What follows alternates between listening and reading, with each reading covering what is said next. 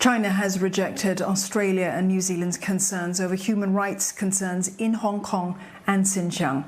It says it's opposed to foreign interference. Both sides have presented a united front on China as their leaders met in person for the first time since the pandemic began.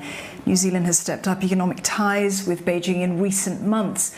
But Prime Minister Jacinda Ardern has rejected assertions that she's cozying up to China. At no point in our discussions today did I detect any difference in our relative positions on the importance of maintaining a very strong and principled perspective on issues around trade, on issues around human rights.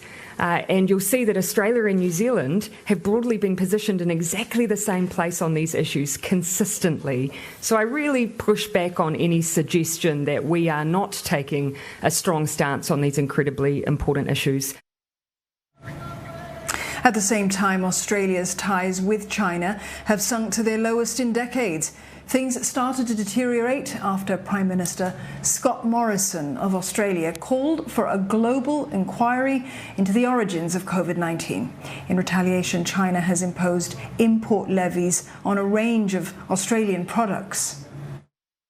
I think as great partners, friends, allies, indeed family, there will be those far from here who would seek to divide us, and they will not succeed because, as we've stood resolutely together for the values and principles that Australians and New Zealanders have stood for and indeed fought for, that will continue to be the case.